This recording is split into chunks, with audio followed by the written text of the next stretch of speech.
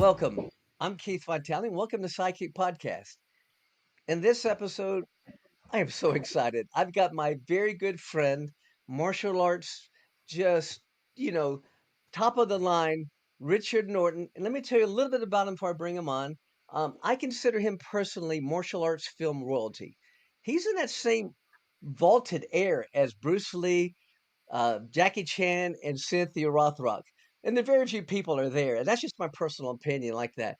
He's got over 100 TV shows and films to his credit. Please welcome my good friend, Richard Norton. How you doing, buddy? I'm good, Keith. Really, really good to catch up with you, my old friend. It's been a long time. It really has been.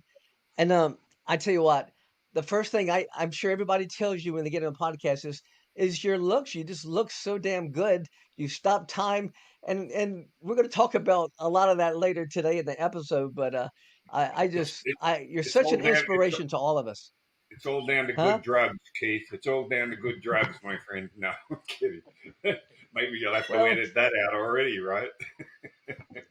I just love it because so many people in my career said, Keith, we look up to you, and you are the one that I look up to. You and Chuck, and there's only a handful. And you've always been like a mentor to me, and I'm going to talk more about that. But the other night we got on the phone, we spoke for a few minutes, and I was just so inspired because I was with my wife. We traveled to Clearwater to the beach to spend some time with my son, and also we spent some time with my good friend Lauren Avedon and his wife. I did a movie with him, and he's just such a great guy.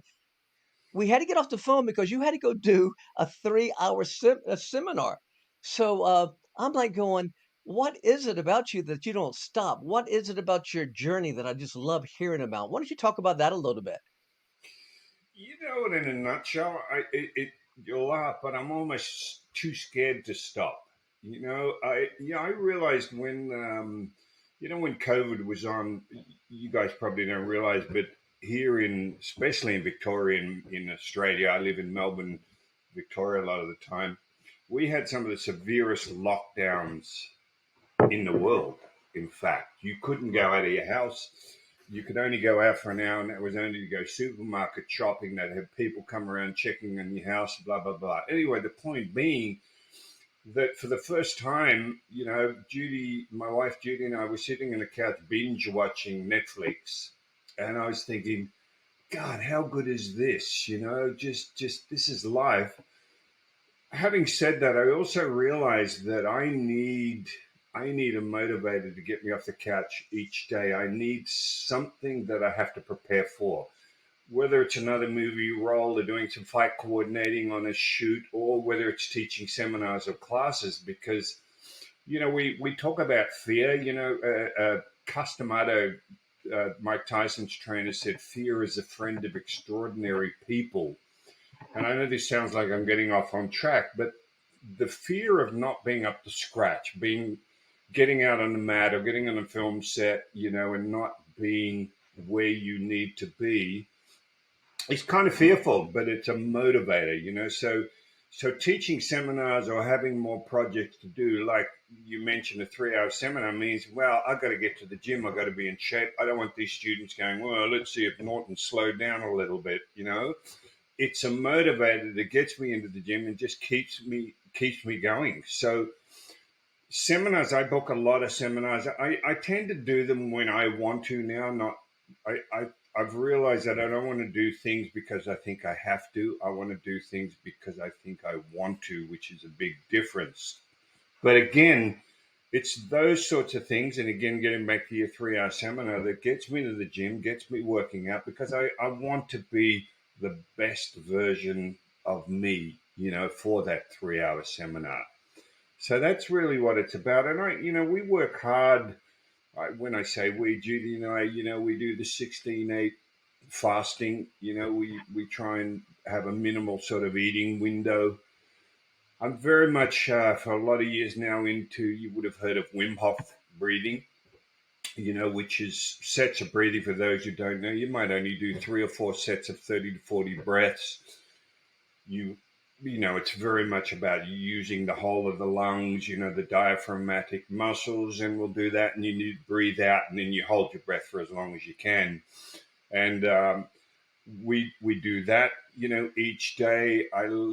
Cold showers every day, so a bit of the fight or flight that the old cold brings on. So in other words, I'm just trying to do as much as I can, and the term I always use is just to try and be the best version of me, at this particular age. I'm 73 now.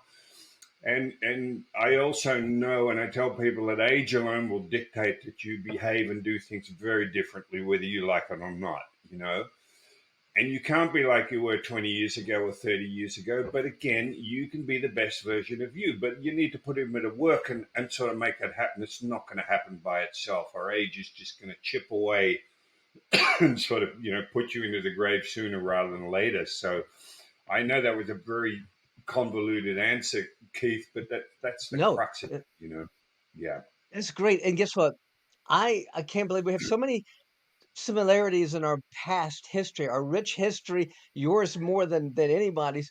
We've crossed paths so many times, but I just purchased a book and I started uh, this breathing exercise I'm doing where you breathe in, you hold it, and you go out, and all of that. So I'm involved with that. My wife has been doing Kathy, she's been doing the fasting, same thing, 8 hours, 16, you only eat during that 8 hour time, and then you take 16 hours, and then you do other kind of fasting. Do you cleanse your body like once a month or for a week or so? Well, not so much now. Yeah, and by the way, I'm not. When I was in my 20s and 30s, I was pretty fanatical on diet and fasting and everything. I actually started fasting when I was in my teens, so I'm talking in the 60s Wow. that I started fasting because I read a book by Paul Bragg. And in the supermarkets, people might even see Bragg products. Obviously, Paul Bragg is long since passed, but he has apple cider vinegar. He was the one, through his book that got me having apple cider vinegar to create alkalinity in the body. But it was mainly he wrote a book called The Miracle of Fasting. And I read that, I think I read that uh, when I was about 14 years of age.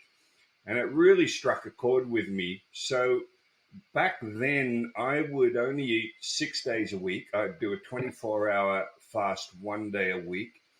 2 to 3 times a year, I'd do a 3 day water fast. And once or twice a year, I'd actually go 10 days without eating anything. I would only have a little bit of distilled water, a bit of cider vinegar, and a tiny bit of honey as what they call a toxic dissolver.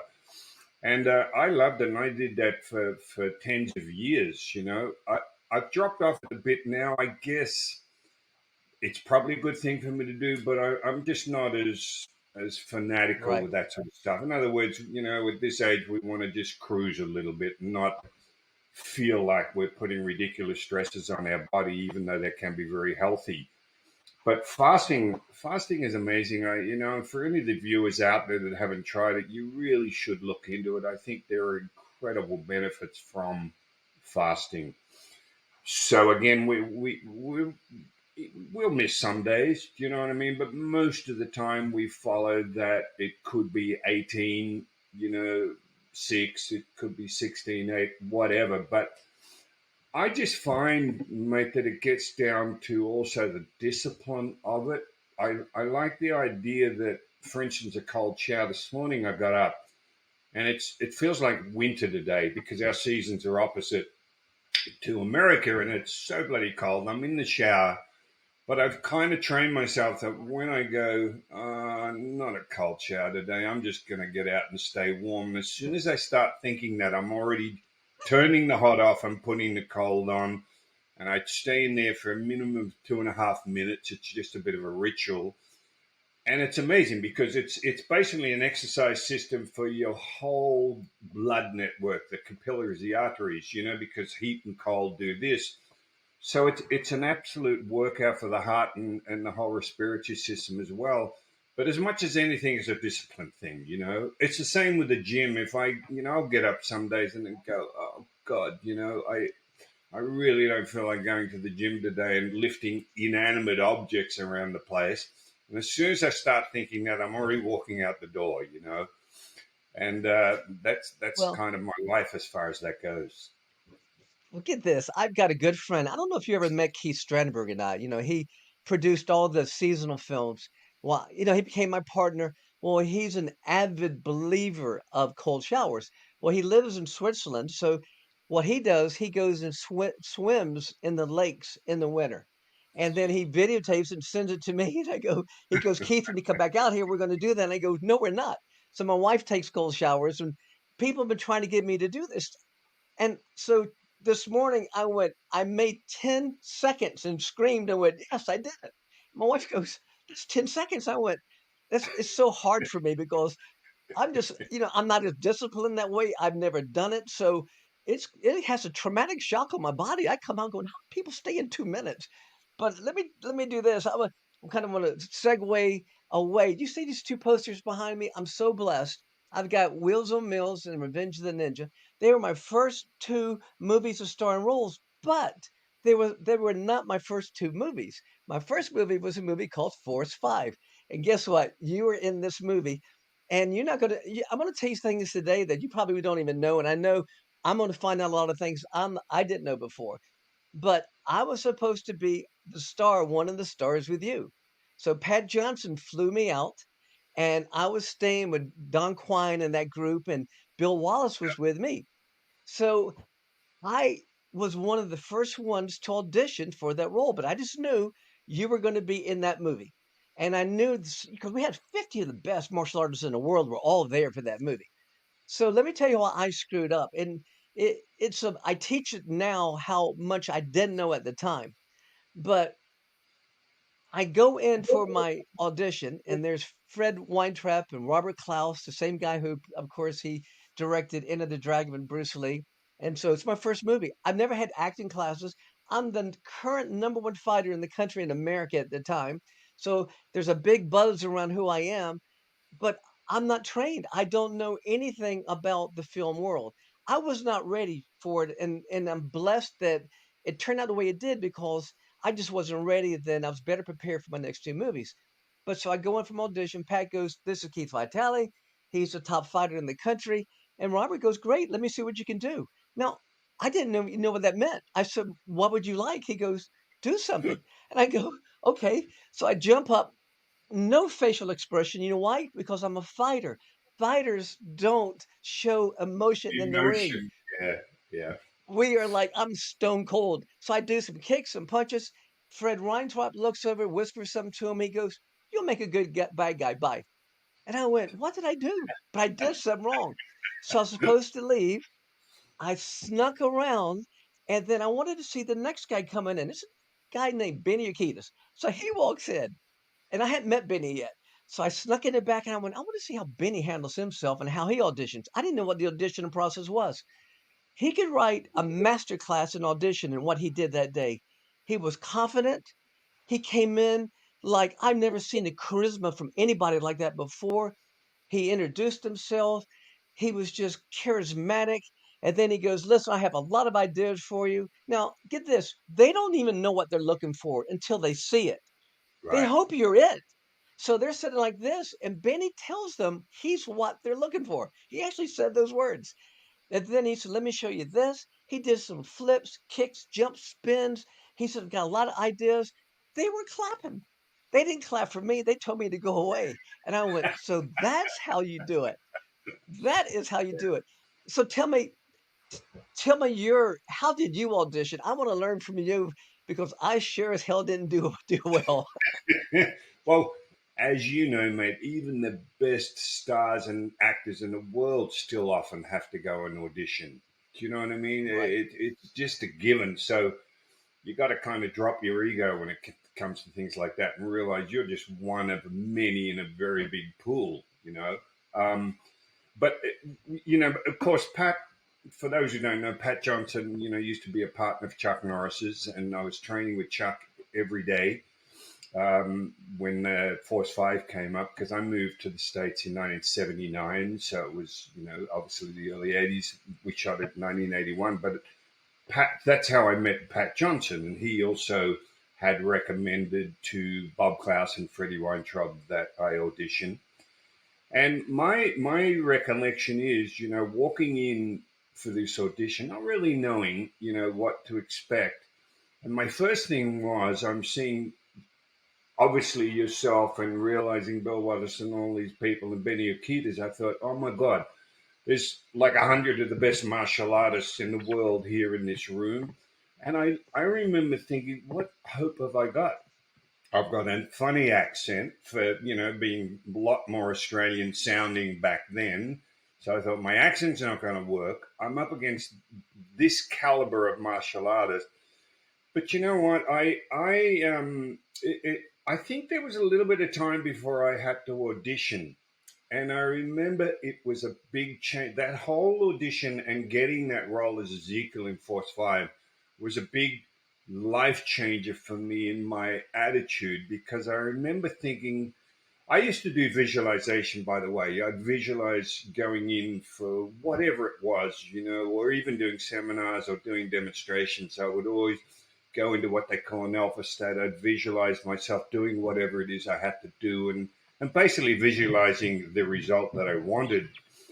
And I got back to that and I remember thinking, wait a minute, I'm I've been training as hard as anybody here. I must have the skills. I remember now, sorry, and I'm jumping ahead. This is when I had a callback, because we had all auditioned and done whatever we had to do. For whatever reason, I got called back, and I don't even remember my mindset, Keith. I don't remember going, oh shit, but I do remember being ready for the callback and that's when I started to go, you know what? I've trained as hard as anybody. I tried to get rid of all the negative thoughts. And I visualized myself in this line because I think it was down to 10 people. And I started to see myself in this line with whoever else and kind of sending out this energy and having Bob Klaus and Freddie Weintraub go, there's something about him. There's something about that guy that would be great in this movie.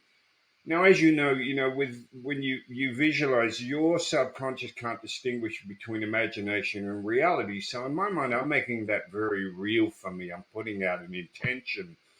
So I just kept visualizing. No, there's something that I would get picked out of these 10 people. There it was. I ended up being one of the leads. Getting the role of Ezekiel. And remember, I'm still an Aussie. I don't really fit into that pool because it was a very American sort of movie. And that was a huge life changer. So from then on, I started to change my attitude to instead of saying to myself, well, why me? I started to think, well, why not me? You know, why shouldn't it be me? I've got the skills. I've trained just as hard. And that's why I'm saying it was a huge change in attitude for me going for whatever after that, landing that role as Ezekiel in Force 5. And of course, it was one of the best moves ever because I ended up doing the China O'Brien movies, with Freddie Weintraub. There was a number of movies just due to having been a part of Forge 5. It sort of forged the way for a lot of opportunities. Bob Klaus, of course, I worked with Bob Klaus after them a number of times, and yeah, it was a big starter for me. But it was very scary, just so you know, that first Right. audition being on the floor with these amazing people. But there you go, the rest is history. But it was a life changer for me, in my change in attitude. Well, it is your attitude, and it's really strange about perspectives. Yours is, I have a strange or accent's called Australian. Well, little did you know, Americans love Australian accents, so that's your favorite. You're actually built like a Greek god. Anybody that's ever seen you with your shirt off, so you are God's, best specimen on this planet, the way you're built. You're so talented. I'm not just blowing smoke up your rear. This is me as a tough fighter looking at you going, damn, I could never do what you're doing. And the fact is that you had, and we've said it before, you had that it factor. You have it, Thank you you. can't know it or buy it or whatever. You either have it or you don't. And and you had it in spades, and I was so raw coming from the ring that I showed no emotion, I had no personality, didn't even know to go, "Hi, I'm Keith Vitale," not even that. It's, "What do you wanna see?" So you Right. had that it factor. But I've got to tell you too. After I did Octagon with Chuck Norris in 1979, that was my first ever role. And I remember I had, as you know, I played Kyo, the masked enforcer, alongside Tadashi Yamashita, and I also had a role as Longlegs, one of the terrorists. And I had a line. The first line I had in that was "sit down," and in my head I'm going, "Ah, shit, Academy Award. How hard can this be?" And then I get to the set, and I suddenly realize there's about 10 ways to say sit down. You can say sit down, sit down. I'm like, oh shit, there's a lot more to this than meets the eye, which led to me then going to an acting coach because I thought, I understood that there was a lot more that goes into the idea of acting. Same as with martial arts, you need the best coaches, you need the best environment, you got to put the work in. So I went to a lady called Zena Provendy, who Chuck was with at the time. She used to be MGM's chief acting coach. So I started doing classes with her as a result of that line in Octagon, because Kia never spoke, he just breathed. Which leads to a bit of advice that when I went for things like Force 5, and I'm relating this to what you said about no emotion and Benny being so confident, and getting up there and basically saying, you know, I'm the one you're after, sort of thing. Well, I asked Xena about the fear of being on a set or auditioning, and she said to me, "Do it just before we start. Because of your martial arts, just perform a kata, a form." Okay. And I did it. And you would know when you get on the mat and you do what you do, you just become very in the moment.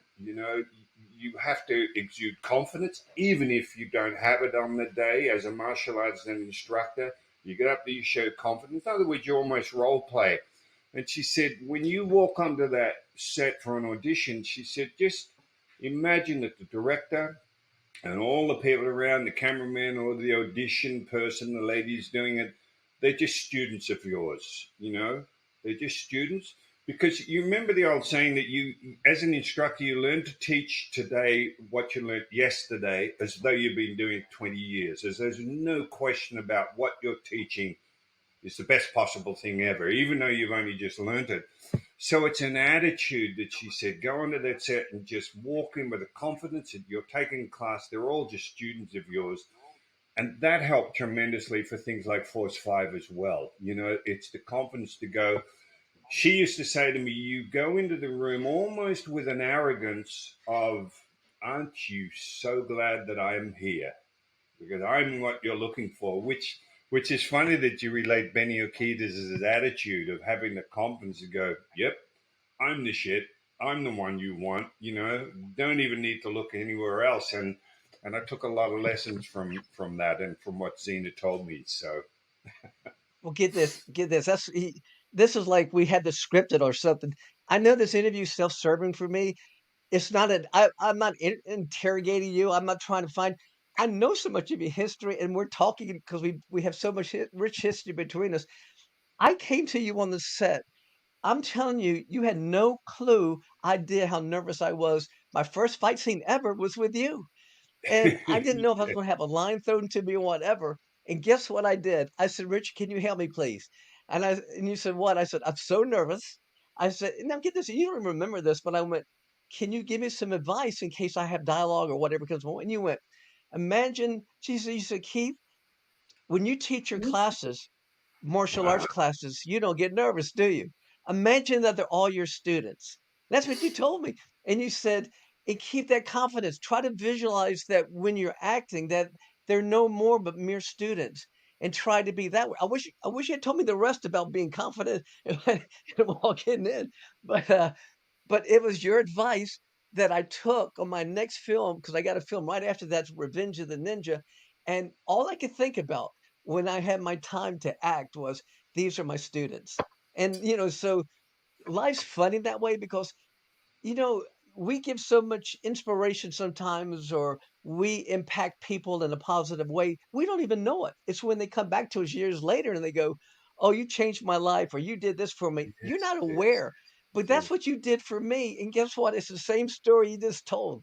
I see. I have no recollection of saying that to you. And again, I didn't come up with that. It's Zena Provendy, this wonderful acting coach, gave me that little tip, which I'm so glad I was able to pass it on. As I said, What? Jen So would we have had just our fight scene together. Yeah, so we had our fight scene, it went perfect, Pat Johnson choreographed and put it together, and then I watched some of the other acting scenes, and I know I wasn't ready because Robert Klaus, he treated the actors like you, the martial artist, okay, but there was a couple people he would just snap at and get mad and lose his temper, and I was standing there going, "Nope, that's not me. This is not for me. I'm so glad I'm here today. I'm glad I didn't get the role because I'm not ready for the role. Oh my gosh!" But in hindsight, I wish I could have acted with you and been the star with you, but no, I knew I wasn't ready, and I had to go back to the States and take some classes and get ready because I just emotionally wasn't ready to have a director look at me and start yelling at me and tell me you suck, you're not doing it right. Cause I was like, he was really hard. It was on the other actor, not the martial arts actors. And I was like, oh man, right. this is tough. It's a tough business, but again, it takes work. I used to watch the Actors Studio. I don't even remember a show Oh like yeah, that. It all was, the time. oh man, and they had the most incredible actors, and that also made me realize that. Listen, I know there's some stars that have just been able to walk on camera and just do it without any prep, but most of the time, watching that show it just made me realize how much work goes into becoming Like, the incredible actors that they become, which again relates to martial arts. You don't become a champion like you were by just turning up. It's about intent, it's about putting work, and it's about commitment. Well, the same thing, acting is another craft, it's expression, the whole body, it's dialogue, it's everything else, understanding character. And you have to put work in. And the great thing, there's a lot of people would have gone through what you did and not followed it up, would have just gone, oh, fuck it, it's too hard, I'm going to move right, on. right, That's self right, defeatist. But you realized, wow, I need to get a coach. I need to put some work in. I need to become this actor that I believe I can be. And there you go, and they're all the traits. This is why we need to be reminded, with whatever you excel in, if you excel in anything, I believe there's always been an incredible amount of commitment and work put into it. And you've just got to take that same mindset, which is what I tried to learn to do with being on a film set, and apply it to other areas. And again, I get back to that idea that, I have a friend in England, Jeff Thompson, who was a bouncer. He wrote some incredible books called, Watch My Back and On the Door. And he wrote books on fear. I remember saying everybody feels fear. He said anyone that says they don't feel fear is either lying or they're stupid. It's what you do with that fear, how you control it, how you channel it. And that was a very important lesson as well. So, what you were feeling and what we all feel is natural, And I watched an interview with Nicole Kidman once, and I've had this from a few actors, and I remember her saying, that she's always scared shitless that whatever role she's about to next, she's going to be found out for not having any idea what she's doing, right? And she also said, though, that she doesn't really want to take roles unless they create fear, unless there's something so challenging in it, because she's never wanted to take something and just sleepwalk her way through it. And I thought that was very, informative as well, that it gets back to that Customato saying, a fear is a friend of extraordinary people. Of course, you're going to feel fear. It's what you do with it, and how you take that mantle on. I bet you, if you were to admit it, with the amount of times you fought to become the best, in the country at fighting, you would have felt fear before walking onto that mat. And I believe when the bell goes, you just do what you do. But it's the journey to be able right. to, weeks before, walk onto that mat, actually dare to participate, to get on that mat and dare to front that other person, put yourself on the line with all in your head, your friend, you're thinking your girlfriend, wife, whatever it is, your kids, whatever it is, or your friends. Oh, gee, they all think I'm amazing. I think of, what if I get knocked out? What if I lose in 5 seconds? They're all sort of these Right. pre-thoughts that can affect your performance. But the fact that you do it anyway is huge. That's the difference, Well, because fear stops people being exceptional. Fear is, Most people will just go the other because it's far easier to sort of avoid that obstacle that's creating the fear in you than actually take it head on. Well, I never had that confidence or really the same kind of philosophies for acting when I was a fighter. I had visualized so much, and I had a process I would go through. I'd always dreamed the night before that I won, whether I did or not. I always dreamed of winning the tournament, but as soon as I got in the ring, I would then start telling myself, going, I would smile because I love to smile because it throws the fighters off. And I'd look, and then I go, this guy has no clue what's getting ready to happen to him. I would just say that over and over, going, oh my gosh, I just can't wait for the bell to ring. I said, "He just doesn't know. He doesn't. Yeah. Oh my God, wait till I kick him in the head." And I would say that. I get so psyched up and I'm waiting for the bell. And then as soon as the bell would ring, I would try to explode. But I wish I had that same kind of mindset going, oh, I can't want to be so prepared and so confident and then put it that way. As a matter of fact, you came to watch uh, me in my school in Atlanta one time. You came down Yes. and you watched my fight nights. We had all those fighters. They were all great fighters. And then you got me, and we went to see Stevie Nicks concert that you were bodyguarding. You took me backstage, and I met her. I mean, it's as natural as you drinking water, and I was like this the whole time. I'm so starstruck, but it was one of my coolest memories of my entire life. So I always wanted to thank you for that. You're welcome, kid. I remember going to your school. By the way, talk about create negative fear in somebody. I walk in, and I don't know whether you remember there. I don't know. I forget whether it was a class or whatever. And there were three young students. I think they were ladies, females. I think they were getting ready for demonstration. Yet they had music playing. They were almost back to back. Three of them around, Oh and yeah, they're that's just Jerry and pumping Stacy. side Right, kicks right. in time to the music. And I was like, for fuck's sake. How the hell I couldn't do that in a million years, I was so impressed with the ability of these kids because I had, gone and spent some time with Bill Wallace in Memphis. This is when he was getting ready to fight Raymond McCallum, right? And I went and just was there for a month while he's getting ready to fight. So I'd see Bill, doing his left foot kicks and all this. But cut to going to your studio and seeing these, I think they were like 13 or 14, I forget how old they were. And I could not believe the ability. And that also was a huge eye opener for me about the standard and the change in attitude. By the way, which is created a lot by people like Bill, if you'd remember. I think Bill was the first one to really that front foot kicking, rapid side kick, round kick, Right. hooking heel kick with the way he could do it. I believe that changed a lot of belief systems in kids because they used to see that. And so for them, it's like, oh, if he can do that, why can't I do that? Do you know what I mean? It paved the way for a change in belief system for them to be able to do extraordinary things. And I saw that in your studio with those kids. And you forget too, I used to watch, remember Ron Purnell had the Sherman Oaks karate studio, and Right. I used to go down there. They had open sparring night, Bill Wallace, Alvin Prouder, and all these incredible martial artists. And I'm sort of getting all over the place here, but I also remember you were stretching. I think your stretch was higher than mine as far as a side split. And then I watched you spar with Ron Purnell, who was, a bit of a champion fighter in the day. I thought, how the hell can he kick so easily to the head? You used to have such extension on that front foot and that round kick. And I was like, oh my God, this is ridiculous. That was another great time. We're getting off on a sidetrack here, but Oh watching no, but people like Wallace and all those spar and those open sessions of the BKF, which were the Black Karate Federation, they call themselves, and oh man, Superman punches and everything else. Because I trained in Goju in Australia, so it's a very traditional style of martial arts. Later on Zendakai with Bob Jones, partner and I, our own style, but we were very much kick off the back foot, put it down. You know the difference with a very traditional style, and to right, see right.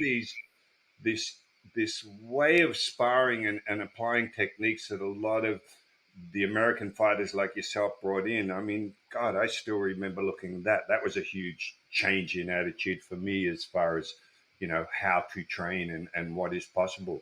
But they Well, were I good was so times with him. blessed because Sorry. I was so blessed because imagine who I was training with. I was training with Bill Wallace, all these greats, Joe Louis. So I would train with them when they would come down, or I'd go see them.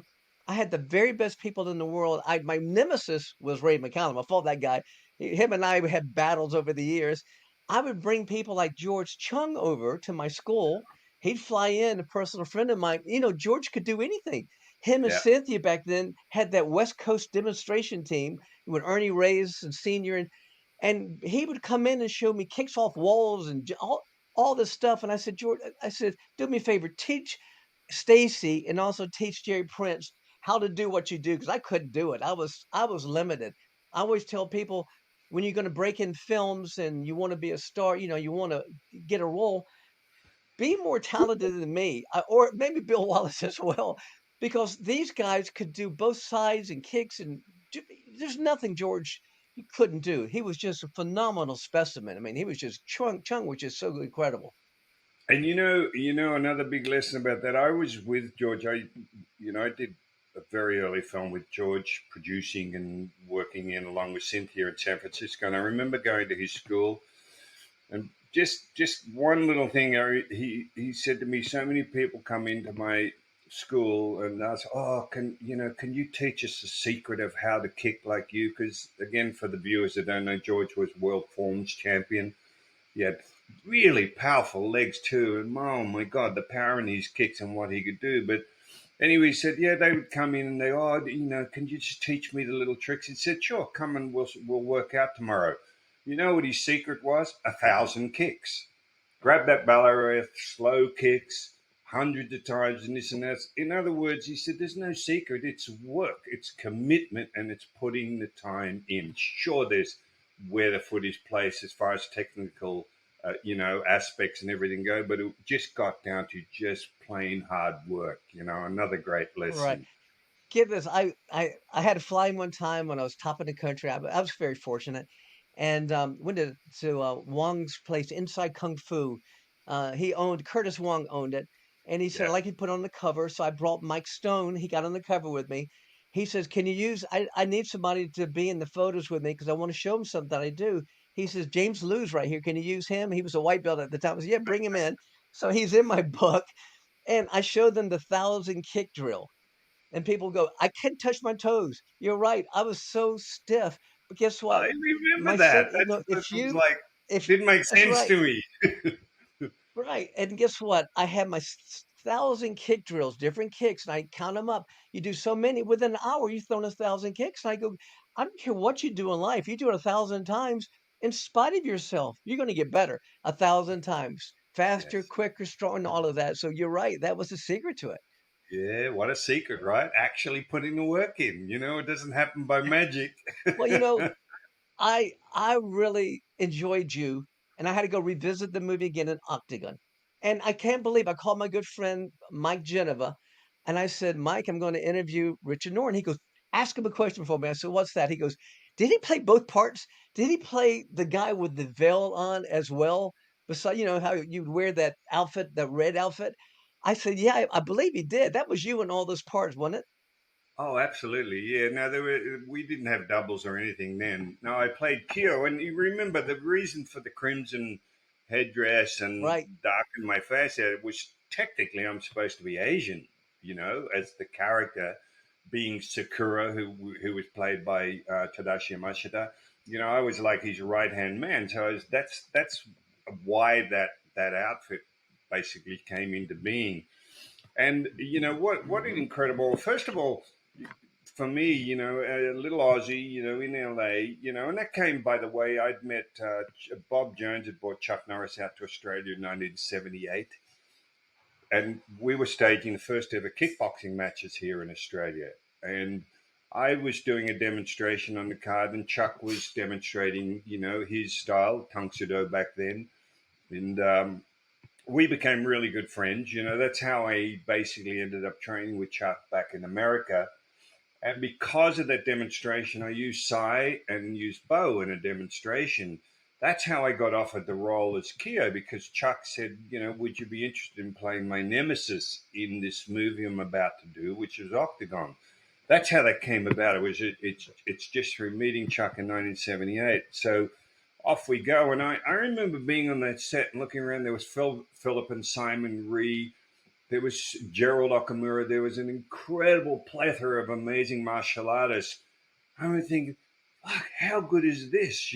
I mean, I'm actually getting paid just to do what my passion involves, what my love is Right. just being a martial artist. And here I'm actually making money out of it. And away we went. But yes, I played that role of Keo. And, it was really interesting. A lot of people didn't know who was playing that role because, as you point out, I played long legs, a terrorist, and I had blonde hair. Oh, God, ridiculous mustache. I look at some of Right. those looks back then. But anyway, and also Aaron Norris, Chuck's brother, and another three of us, we played all the ninja roles going up the side of buildings. So we kept recycling. So it was actually three roles in that movie. But playing Keo was also a very interesting life changer for me. Just because he had to have an attitude of invincibility. Going back to what you said about having confidence, I knew even then Keo couldn't walk out onto that combat arena with Chuck and look like somebody that lacked confidence or wasn't quite sure. So nobody knew who was going. And I remember when I put that costume on and walked to the set because you couldn't see. It was like the parting of the waves. It was like people would just do this because they were like, oh Right. shit, this character. And it wasn't through till quite a while later that people realized who was playing that role. And it was, you would laugh at his little old Richie Norton. It wasn't some huge, It was fearful actually dude, a but good role a for great you. role. Oh, yeah. Yeah, it was a good role for you. It's actually a good movie. I enjoyed it just the other day, reliving it. The hairstyles for the women, back in Yeah. those times, it's just a different time. But I'm just going to share with you a very quick Tadashi story. So right after that movie, I have to go fight at the World Expo. All the top, some of the, I guess, of the top wushu fighters around the world and people coming in for a demonstration at the World Expo. And I was going to be one of the only fights that night fighting for some kind of world title or whatever. So I go there and get this. It goes dark. The place is sold out in Oakland. The arena goes dark. Then you hear Enter the Dragon music. The curtain opens up, and the villain from Enter the Dragon, Han, is sitting on his throne in the same outfit from Enter the Dragon. He Oh, goes, wow. let the games begin. And then the drums go. So anyway, I was fortunate enough to win my fight. I go backstage and I get a chance to meet him. I'm so happy. And then I meet Tadashi. He goes, watch my demonstration. So he goes out on the floor, and there's really about 40,000 people there. And he goes out there and he takes his nunchucks, and he's so dynamic with his nunchucks. He has a student with an apple in his mouth. He tries 3 times. He misses all 3 times to break the apple. And the audience goes, ah, like, they're feeling sorry for him. He takes out a blindfold, puts a blindfold on, it goes pitch black dark in the auditorium, and then they have strobe lights on like a disco, and the Yeah. lights are going around the arena. And then he takes out his nunchucks and starts again, and he hits that apple. Apple splinters goes all over the place, and when it does, it's fantastic. Well, anyway, I have to fly out the next day. He's sitting next to me on the plane, so we're talking about it. I said, Tadashi, can I ask you a question? I'm serious now. I went, if I was to go into your karate school, would you have a bunch of students with no teeth? And he did this, and he goes, and he shook his head like that. And he says, Oh, you should see me in Octagon. Oh, you'll love me in Octagon. He says, I think I stole that movie. Oh, the Octagon, that kind of thing. He was just so confident oh about yeah. his prowess, and, but he was just something else. Yeah, he was incredible. I ended up through meeting Tadashi on Octagon. I ended up training with him for a couple of years. Because He's I was good. on the set and like we do, I said, "Oh, Sensei, what's sort of your style? What do you do?" And he did his what he calls his complexes. He said, "Oh, throw a punch," and I don't know what the hell he did. It was so blisteringly fast and dynamic. And once again, I thought, I've got to learn this. I've got to understand what this man is doing. So I spent a number of years with him. Yeah, he's an interesting character, Tadashi. He's very self confident. One would say quite arrogant, But hey, that goes with the territory. They used to say that about Bruce Lee, that he's arrogant. I Right. believe the arrogance really was a result of someone like Bruce or Tadashi's supreme confidence in themselves and what they do that comes across as arrogance, But there you go. He was amazing, and using the karma as you remember that Tadashi did, the like scythe or whatever, and flipping those things around. I was like, oh my god, and this gets back to again. You got to realize I was, karate was getting big in Australia, but nothing like in America. So you can imagine me coming to the States, hooking up with Benny Urquidez and starting to train at the Jet Center. Pete Cunningham, 7-time undefeated world champion, became my kickboxing coach for 30 years. Tadashi Yamashita, training with Chuck Norris, got Pat Johnson, got Bill Wallace, on the set with Joe. Can you imagine my head? I'm Wow. like, what the fuck, Wow. right?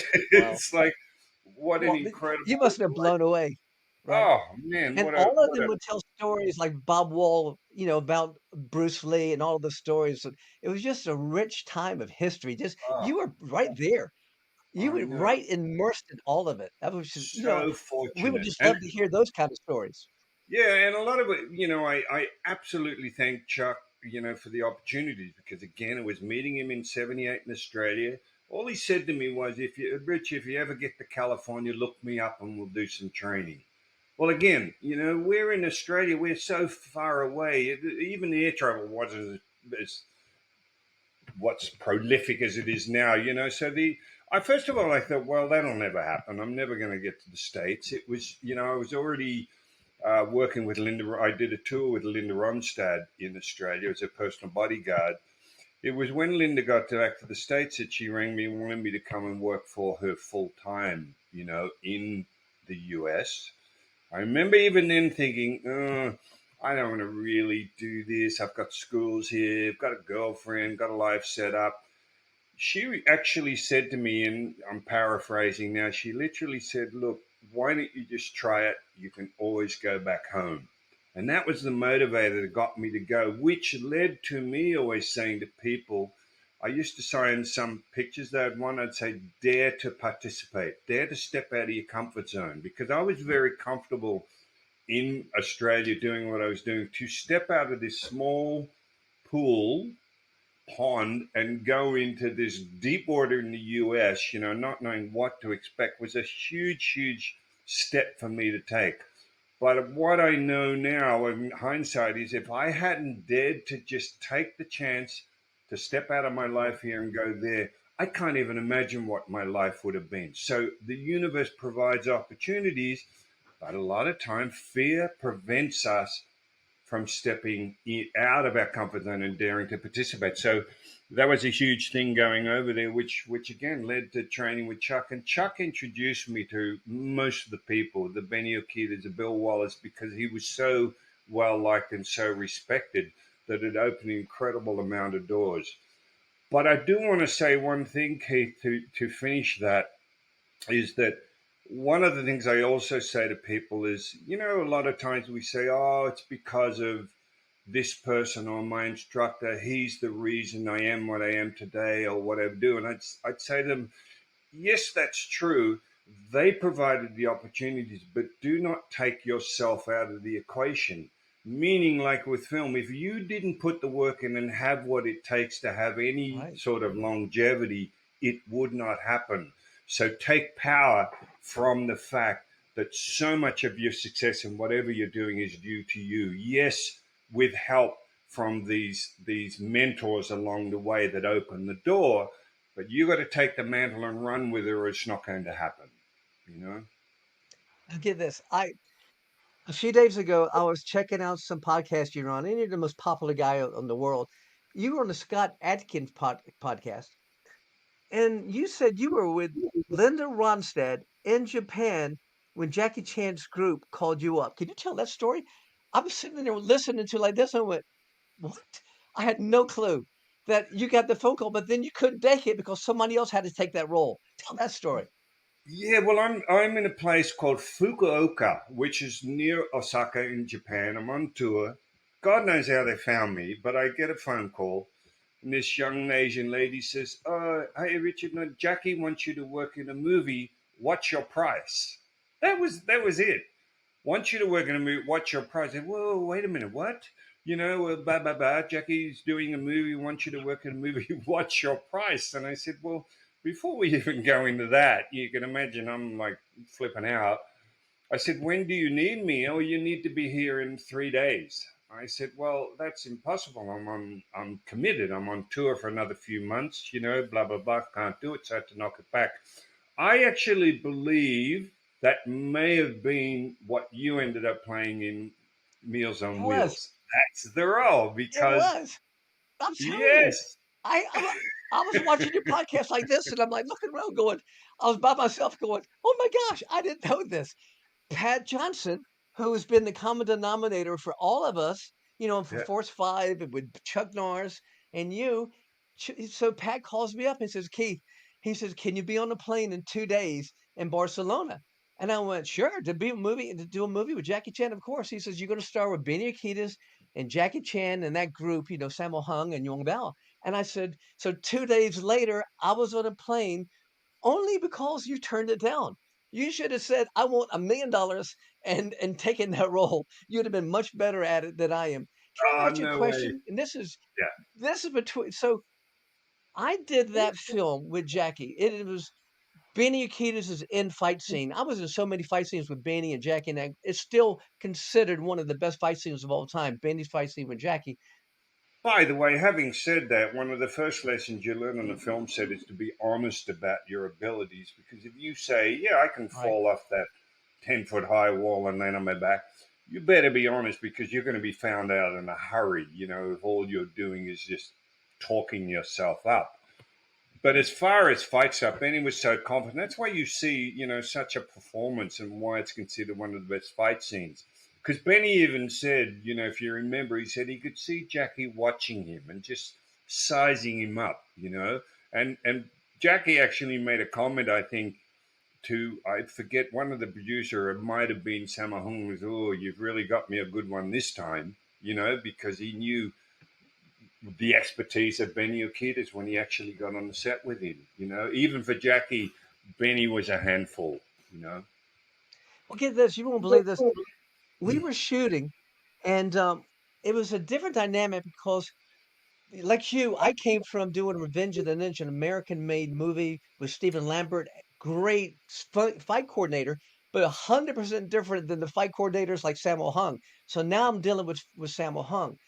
Oh my gosh. This I did one scene 50 times. I actually did one of the scenes I had to do a jump spinny kick. I'm fighting two at one time. And at maybe the 50th or the 35th take, whatever, I jumped up and I had to break a spear. I missed and hit hit Sammo Hung in the head, knocked him unconscious. So he's lying on the ground. About 1 minute, I didn't break character because I broke character earlier, which made them upset. So I stayed in my stance. He woke up. He looks around. He picked me up in a bear hug and shook me up and down. Says, "Yes, yes, K-Fu, yes." And then that's who he was. All contact. It was so hard. And then with Benny, or then with, because I'm gonna get to Benny in a second. With Jackie, I knocked out Jackie 7, 8 times. So I was having a hard time. I could see why they were having a hard time with me. And then Yong Bao, which I really like. You won't believe this story. As I'm doing the fight scene and Benny we're at the table. We break away, so we start shooting Benny's stuff first. So Benny is shooting with Jackie, and you know how they put the segments together, do 3 or 4 or 5. They'll go and think about it, and then they put them together that way. So I'm watching. Young Bao's next to me, and he goes, I said, "What's wrong?" He goes, "I don't like it." I said, "What don't you like?" He goes, "I like your long legs better." His broken English, he says, "I'm not sure the short stuff." Here's what I was thinking. I have never seen anything in person so fantastic in my life. It was better than any movie I had seen that had editing and music. You know how they've already done it in post? When it was just pure raw when they were shooting it, I was amazed in person going, that is the best stuff I've ever seen in my life. It was pure. But for some reason, young Bao didn't like it. I said, "Can you say something?" Well, he said, "I can't talk to my big brothers. They came from that Peking opera, right?" He said, "I'm Yep. not allowed to interject. I can't say anything. Sammy is, is Jackie, then Samo." And then they would Mm. have problems between themselves. Well, I'm getting to Jackie's main fight. So now they keep doing this, they keep doing this. And just like you in one of your scenes with Samo, he does an uppercut to you. They want a slow motion, and people don't believe it when you say it about 30 times. And they've got to see it. You got to put cotton in your mouth. Well, the same thing had to go for Benny. And they wanted to do these inserts. They're going to get me later. They're going to knock me out in a different way at the end of the film. But for now, it's Benny's time. And Yeah. Jackie puts on his gloves, like bicycle gloves, motorcycle racing gloves. They're real thin. And Samo tells him, says he's going to hit you now 3 times, 4 times. And I'm this close to being you. I'm just watching like this with young Bao. And then he goes, action. And then Jackie hits him, hits him, hits him, hits him, and then cut. And then every time, now Benny doesn't say this, but Benny's the one who instigated this. Samo goes, Benny, okay? And Benny smiles. He goes, no problem. He looks at Samo and says, no problem. Because you know why? He's a Cro-Magnon eyes. I hit him with a back leg round kick that should have killed 4 people. It didn't phase him. He told me he didn't even feel it. I went, you're not even human. So anyway, so Jackie's hitting him and he goes, "No problem." So Jackie's goes like this again, again, again. I can't tell you, it lasted 30 minutes. Over, over, over, over, over, over. And every time Samo said the same thing. Benny, okay? And Benny would look at Samo and then look at Jackie and go, no problem. And that's what did it. Then Jackie got mad. And then the stunt team came over and then Benny, he said, I want to fight you one day. And then Benny goes, "You don't wanna fight me." And that this has been written about in the books. And then I said, "Jackie, you're an actor that's doing martial arts. Benny is a martial artist that's acting. If you get in the ring with that man, he'll kill you." And then they kinda calmed down, but Jackie was losing face, and he was just with his stunt team, but Benny is just an animal. He's so powerful, so dynamic, and Samo loved him, just absolutely loved him. And then they kind of broke the ice after that, and they started bonding even more. But there was Yeah. some tension on the set. I'm talking about tension because Benny, man, he's just tough. Oh yeah, no, and again, I heard that. So I could remember that story about Jackie. And as you know, Keith, there it's about face. For the Asian martial artists, and about saving face. It's about and the fact that Jackie had more or less said, "Oh, we should fight," and basically Benny had said, "Now I don't muck around. You know what I mean? This is not play for me. This is what I do. If we get in the ring, this is going to be for real," which is probably one of the reasons it didn't happen because even Jackie would have known I'm out of my league. But a lot of All right. that was about saving face for sure. But the other That's all person that's that all it really, was. yeah, and you talk about tough. I mean, that first fight I did with Sammo Hong in Twinkle Twinkle Lucky Stars, I couldn't believe that guy. I've said and I say again, Sammo Hong is the best action performer, action director I've ever worked with. The size of him. Jackie made a comment about Mm. Sammo once, which, by the way, sounds like it's derogatory, but not in any way. It was praise, where he said Sammo is built like an elephant but moves like a monkey. Which was a compliment. Because we had a scene where I was supposed to hit. He's on a table, and I swing a chair at his feet, and he says, "Okay, I'm going to do backflip and land over here." And I'm literally looking around for the stunt double, saying, "There's no way this guy's going to be able to do that." Same thing. He did it about 30 times, and I remember thinking to myself, "Wow, there is so much more to this guy than meets the eye." And Samo can punch. That spinning back kick he has. Oh my God! There's so much power in what he does, and I loved Samo, and I love working with him. I learned so much from him, even with throwing a How long punch did it for take you? camera. How Oh, long did that scene take you to weeks. Probably 3.5 weeks.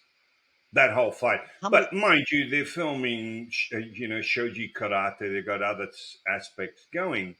But it's like you alluded to educate the audience. There is no real master plan. In America, you have a fight, you figure the fight out from start to finish. You shoot a master of the whole thing, and then you go and cover over the shoulder inserts.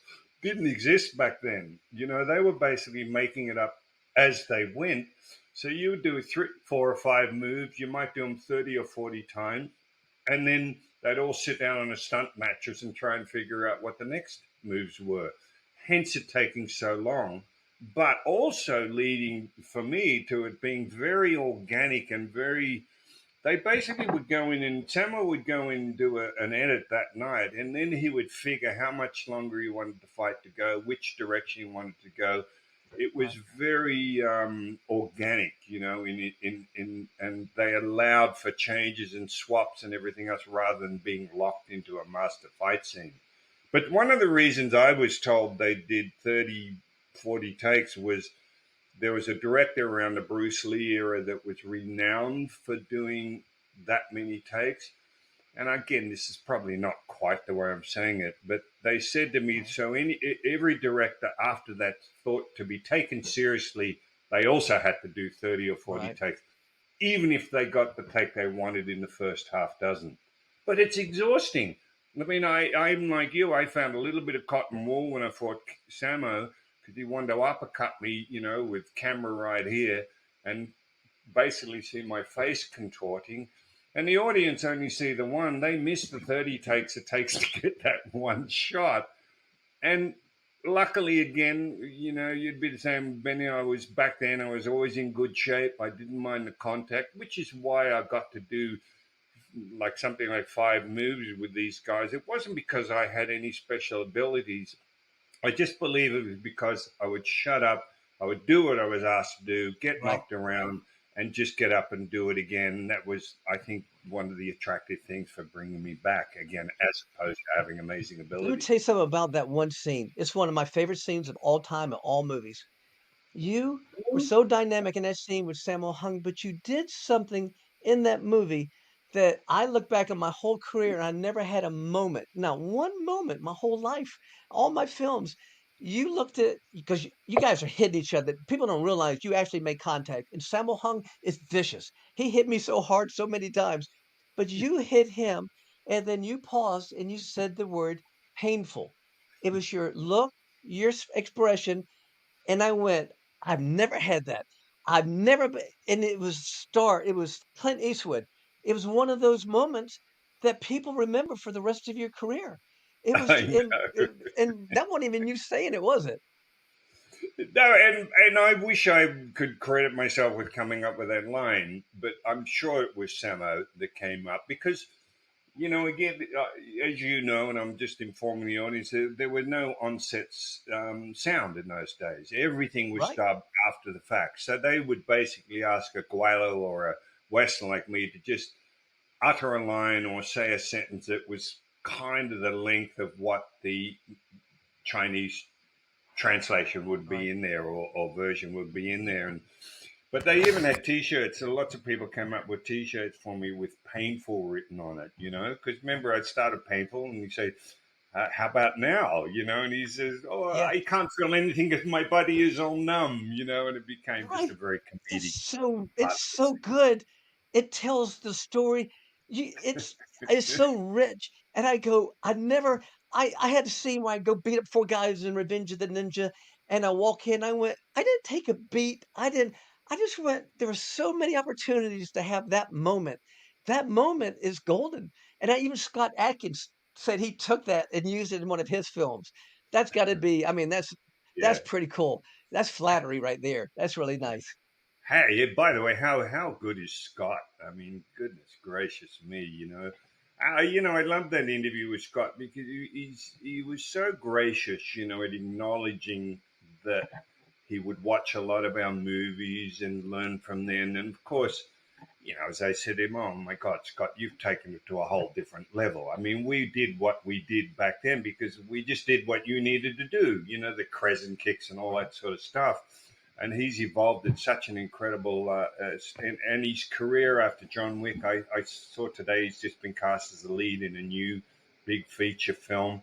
That guy is so ridiculously talented, and I love the fact that they've taken what we did in the 80s and 90s and just run with it and taken it to the level he's taken it.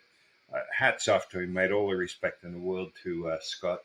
I I met him one time. We had an action film camp with Keith Strandberg and Michael D. Pasquale for years, and we'd have all these actors come out and like Joe Lewis and Bill Wallace and all these people help us train people that wanted to break in films. So people from all over the world would fly in. And one of the guys that came in to learn about the process was this guy, Scott Atkins. And I looked over at Keith Strandberg and I can never do what he's doing. I went, what he's doing. And what is it about the Brits? What about Gary Daniels, Darren Chevalier, all these guys that are built like Tarzan and they can do anything. They're all fantastic. I'm like, and then, I did a film too, and our careers have crisscrossed so much. I did a film with Gary Daniels, and Gary goes, I want to beat you up on one scene. I'm the producer. I'm not even in the movie.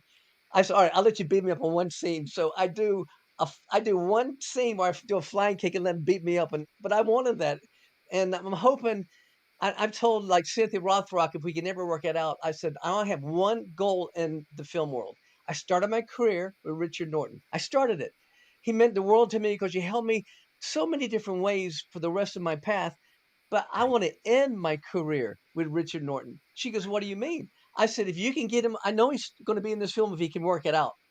I just want one scene, a cameo.